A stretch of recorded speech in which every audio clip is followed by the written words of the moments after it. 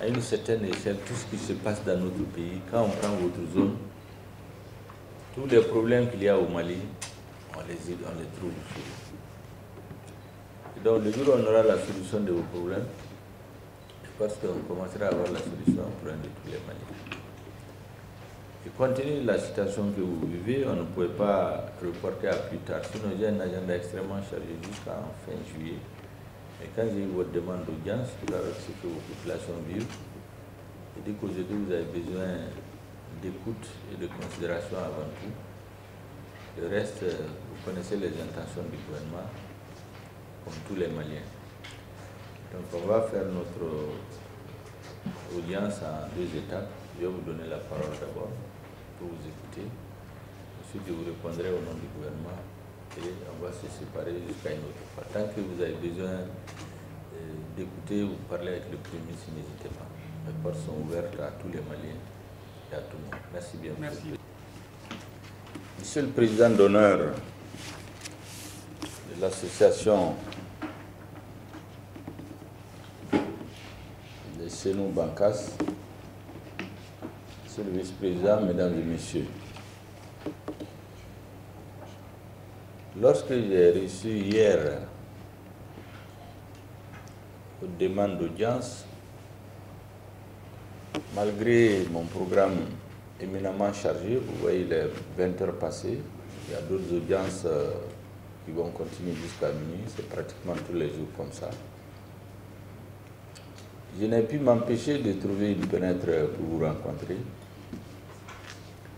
pour vous soulager, même si je sais que ça ne suffit pas. Ne pas vous rencontrer en urgence n'aurait pas été simplement humain, vu ce qui vient de se passer à Dialassabou. La région de Bankas est devenue aujourd'hui la région martyre, la région symbole du martyre que vit le peuple malien.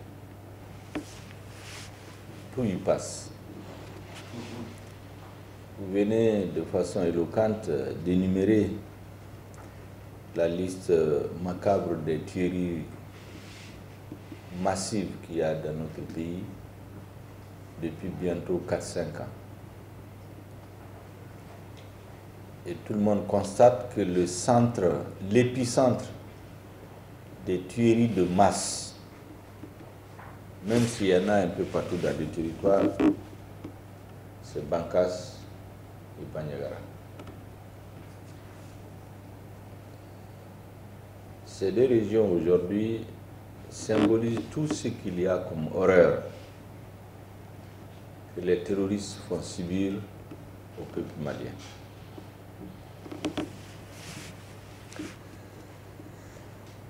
Je vous ai écouté avec beaucoup d'attention et beaucoup d'émotion. Je suis certain que beaucoup ont failli couler des larmes lorsqu'ils ont entendu les témoignages ici. Mais ce que je dois vous dire,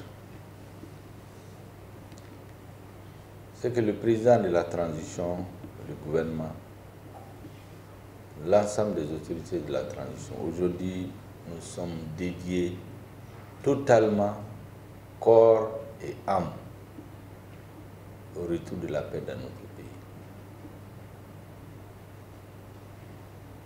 Ceux qui sont proches de nous le savent, nous n'avons plus de vie de famille.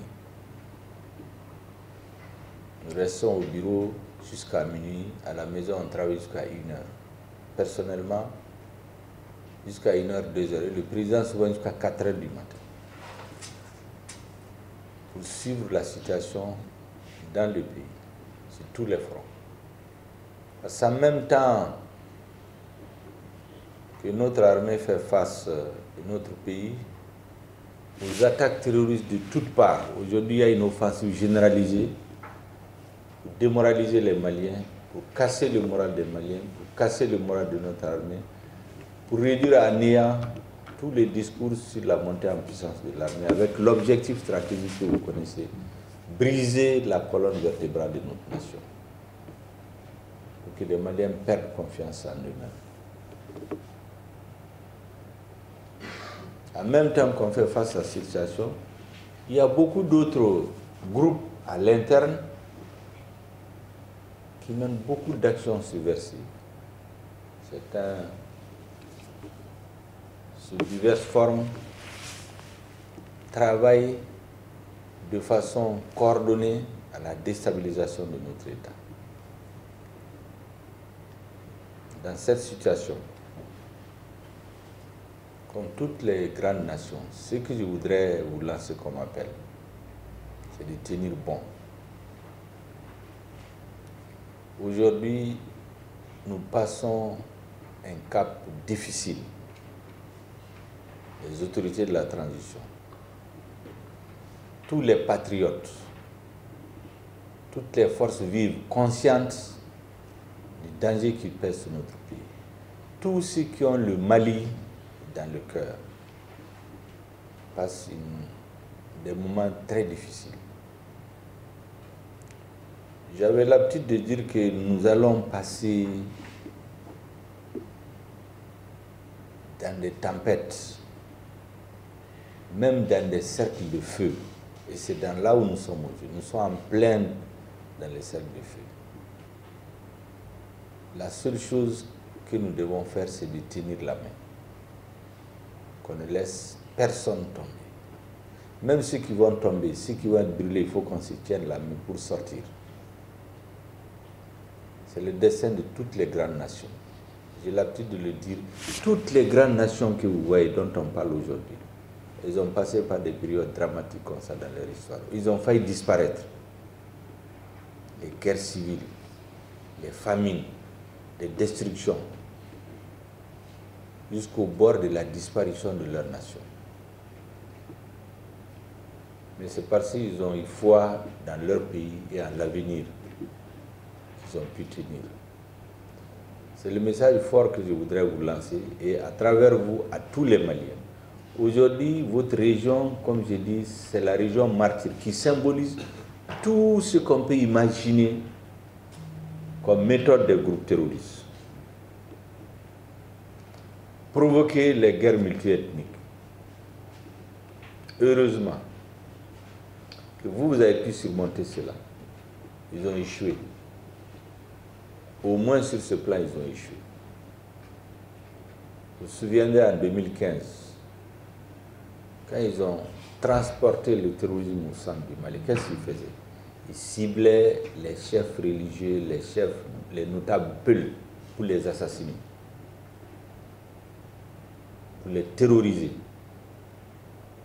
Ensuite, ils retournent leurs armes contre les frères Dogon. Ils font semblant de se réfugier sur les Dogon pour provoquer les conflits intercommunautaires. Aujourd'hui, vous avez compris que ce n'est pas des conflits intercommunautaires.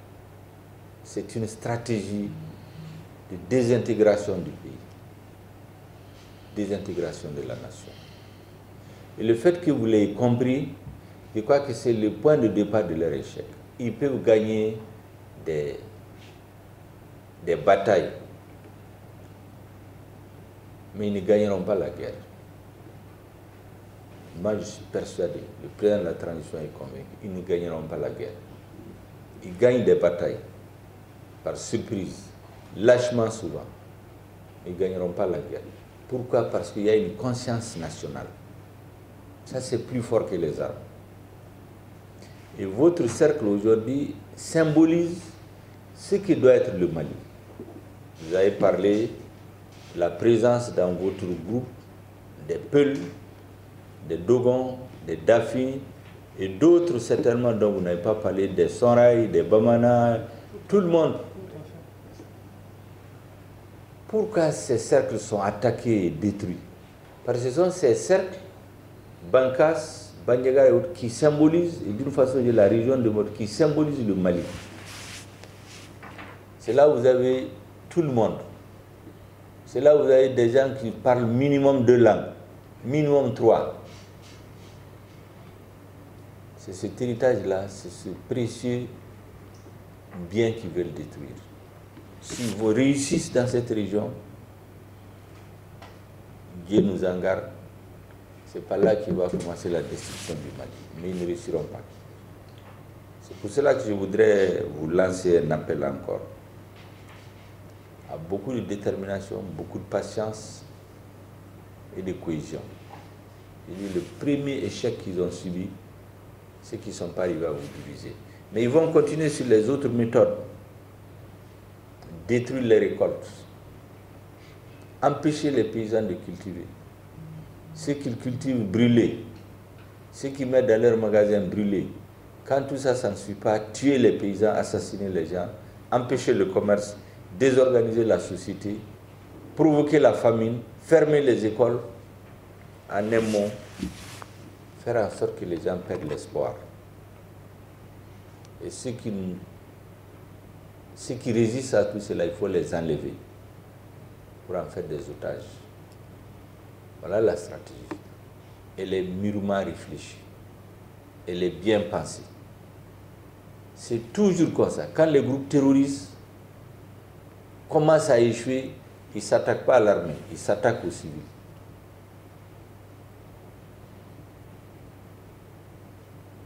C'est le premier symbole de leur échec.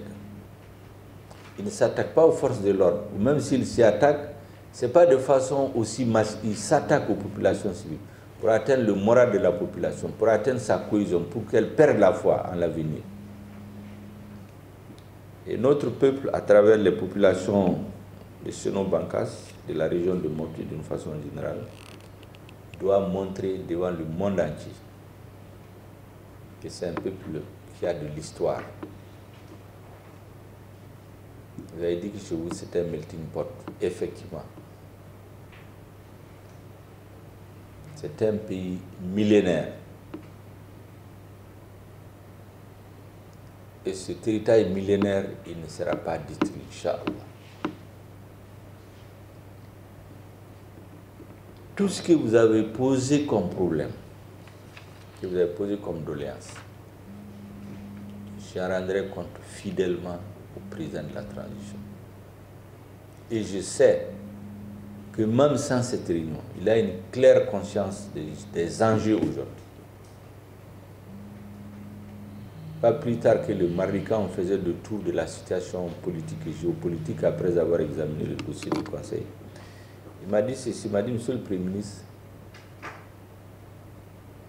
les terroristes, chaque fois qu'ils sont affaiblis, ils s'attaquent aux plus faibles. Ils s'attaquent aux civils. C'est la preuve que ce qu'on veut nier là, la montée en puissance de l'armée, c'est une réalité. Il y avait quelques années, l'essentiel des attaques s'était concentré sur les militaires, sur les camps militaires et ainsi de suite. Aujourd'hui, ils n'ont plus de base logistique pour s'organiser. Ceux qui sont venus faire l'attaque le jour, ils ont quitté hors du territoire. Ils se sont organisés dans en dehors du territoire pour revenir, même si certains sont de la zone. Il appartient donc aujourd'hui au commandement militaire de tirer les leçons et d'apporter les solutions appropriées à la situation concrète que nous vivons. Il faut, et je crois qu'on doit faire confiance à notre armée. C'est la besoin de cette confiance. Tous les jours, nos militaires tombent sur le terrain, tous les jours. Mais ils ont une détermination sans faille. Il y a quelques années, on parlait des militaires qui quittaient les champs de bataille. Aujourd'hui, ce n'est pas ça. C'est l'armée qui a l'offensive. Notre territoire est vaste. Les effectifs ne suffisent pas. C'est pour cela que nous avons l'intention de faire des recrutements massifs pour que tous les fils du pays, quelles que soient leurs obligations, qui sont prêts à venir servir le pays pour le défendre, qu'ils puissent être enrôlés dans nos forces armées de sécurité. Vous avez parlé effectivement de la nécessité de faire des négociations. Notre gouvernement n'a jamais été fermé aux négociations. Vous vous rappelez, en juin 2021, lorsque notre principal partenaire stratégique sur le plan militaire avait décidé de nous abandonner, quel était l'argument qu'il a avancé? Il a dit que le gouvernement du Mali, les nouvelles autorités veulent négocier avec les groupes terroristes. Donc, eux, ils se retirent. Pourtant, Aujourd'hui, là, ils vont se replier. Les dirigeants de ce pays, non seulement libèrent les terroristes arrêtés, ils les reçoivent au palais, ils envoient négocier avec eux. Donc ça veut dire que ce n'était pas le vrai argument. Ce que nous avons dit en ce temps, c'est exactement ce que madame vient de dire.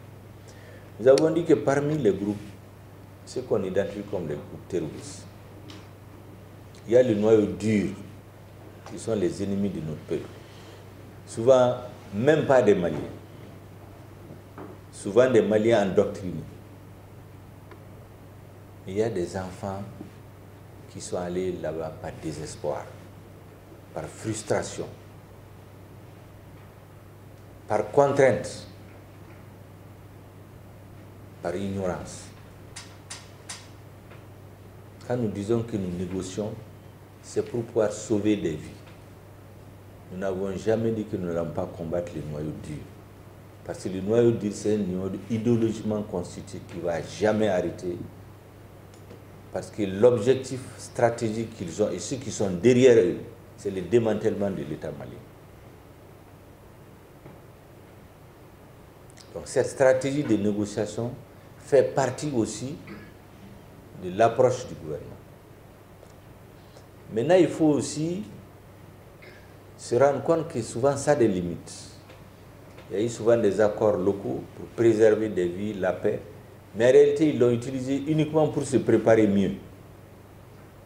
L'expérience a montré que tous les accords locaux qui ont été conclus, ça a donné l'illusion à la population qu'ils ont la paix pendant une période, mais eux, ça leur a permis d'aller se réorganiser, endormir la confiance des gens et venir porter des coups durs. Malgré tout, je pense que les fils du pays qui se sont retrouvés par erreur, par frustration, par cupidité, par contrainte, nous avons l'obligation aussi de faire tout pour les avoir, pour leur tendre la main et les ramener. Et donc, négocier, oui. Les seules choses qui ne sont pas négociables, nous l'avons dit, même avec nos frères des mouvements signataires de l'accord pour la paix et la réconciliation, c'est la préservation de l'intégrité territoriale de notre pays, la préservation de l'unité nationale, la préservation de la souveraineté de l'État sur l'ensemble du territoire, la préservation de la forme laïque et républicaine de notre État, que chacun exerce la religion de son choix. En dehors de ces 4 paramètres, tout ce que les Maliens peuvent négocier entre eux pour avoir la paix, notre gouvernement l'accepte. C'est pour vous donner l'assurance que votre vision, c'est celle du gouvernement. Pourtant, on ne s'était pas parlé. Ça veut dire qu'elle est juste. Donc tout ce que vous avez dit ici sera transmis au bon moment, au bon interlocuteur. Et je suis sûr, je suis convaincu qu'il y aura des suites. Je vous remercie encore de la franchise, des témoignages que j'ai entendus, très émouvants. Et on sent que ça vient des gens qui vivent ça. Ce n'est pas des gens qu'on a mandatés pour aller parler. Ce n'est pas comme ceux qui vont témoigner souvent dans les forums internationaux, des représentants des populations. Ça, c'est des gens qui ont vécu et qui savent de quoi ils parlent. Ce que je vous demande, c'est de faire confiance aux autorités. Vous l'avez déjà dit. Ce que je vous demande, c'est de préserver votre cohésion au sein de votre communauté. Vous le faites déjà, c'est beaucoup. Ce que je vous demande, c'est croire en l'avenir.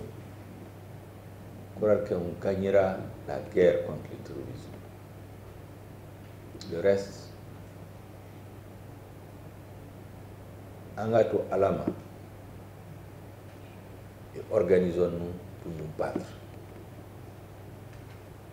Pour sortir de cette transition, tous les Maliens, y compris chez vous, chacun puisse en âme et conscience dire des pages glorieuses ont été inscrites dans l'histoire de notre pays pendant cette transition. J'ai été acteur par mes contributions, par mes déclarations, par mes propositions, par mes témoignages, par les décisions que j'ai eu à prendre à mon niveau, dans ma famille, dans mon cercle, dans ma région, dans ma communauté. Et qu'in fine, au moment d'écrire ces pages-là, j'étais un acteur. Que chacun d'entre vous puisse le dire demain. Et qu'on soit tous conscients que notre pays, pour le reconstruire, nous avons besoin de tout le monde, ce qu'on appelle l'union sacrée. Comme disent les Bambara,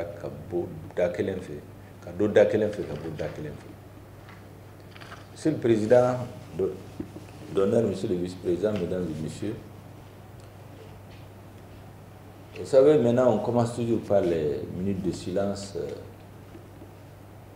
Moi, j'ai préféré attendre la fin pour demander qu'on prie pour le repos de l'âme de nos frères qui ont été fauchés à Dialassabou. Le repos de l'âme de tous les militaires, tous les agents de l'État, toutes les populations civiles qui tombent tous les jours, y compris aujourd'hui. Partout, tous les jours.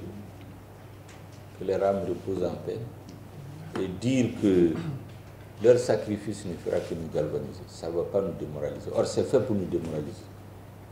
Peut-être même vous, certains cas, ils vont voir aujourd'hui que malgré ce choc-là, vous êtes soudés, vous avez parlé avec le cœur, avec beaucoup de fermeté et de clarté, au lieu d'être abattus, découragés, tout abandonnés. Certains vont être surpris de ça. Je voudrais vous remercier et vous féliciter. Ce document, je souhaite que vous me le transmettiez par écrit. Écrit avec ce contenu que je vais remettre main à main à qui de droit. Pour que les leçons qui doivent être tirées, je sais qu'il est déjà informé par ses services, il donne la citation, mais c'est toujours un plus que de savoir que les populations, en même temps que l'appareil d'État, aussi sont à la réflexion, font des propositions, prennent des initiatives. Je pense que ça va lui faire chaud au cœur. Parce qu'aujourd'hui, ce que nous devons éviter, ce que nous craignons le plus, c'est que notre population tombe dans les pièges des ennemis du pays. Qu'elle soit découragée, démobilisée, perd le moral, se dire que tout est perdu. C'est ce qu'il ne faut pas. Parce que c'est à partir de là que nous allons gagner la bataille contre le terrorisme. Et que ceux qui sont morts pendant ces périodes-là, leur sang irrigue notre terre pour qu'il y ait la paix, la concorde nationale et le vivre ensemble comme par le passé. Merci, M. le